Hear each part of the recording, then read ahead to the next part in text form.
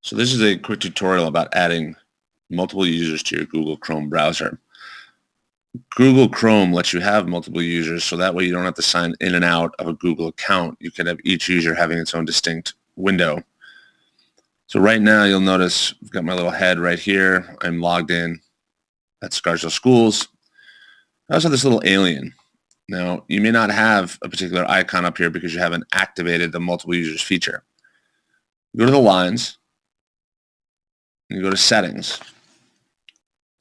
Now down here, you'll notice I actually have created multiple users. I already have a Gmail account in here, and this is my Scarsdale account. But I'm going to add a third user.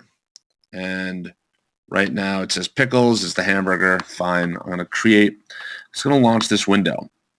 So now this is acting as a completely separate browser. Onto this Google account, it's going to be completely separate, and it's not going to have any crossover or conflict with my Scarsdale Schools Google account, my other Gmail account.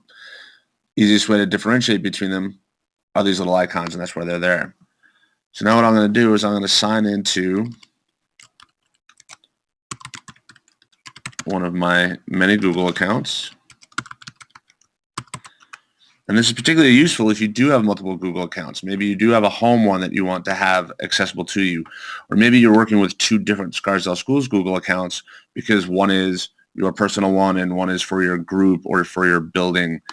So you want to be able to toggle between the two accounts without having to sign in and sign out. So now I have these two windows. I've got my little button down guy and I've got that, my alien.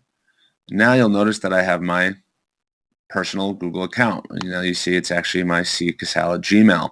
So now I have these two completely signed in, and they will not conflict. I can open up Drive in either my Scarsdale Schools one or my Gmail one, and I won't have any conflicts about who has permission to which file, as long as I'm in the proper user.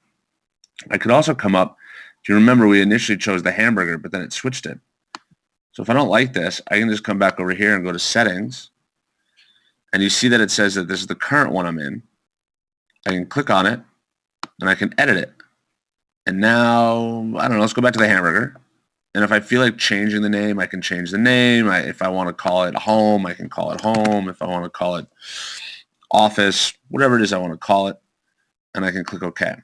And now I have my little hamburger. And all I have to do now to toggle between the two is I go up here, and I can go to Drive, and I'm going to have my Scarsdale Schools Drive, and I've got my Scarsdale Schools photo.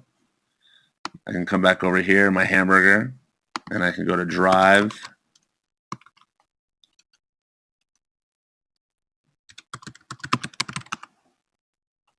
And it's going to launch my personal Gmail's Google Drive.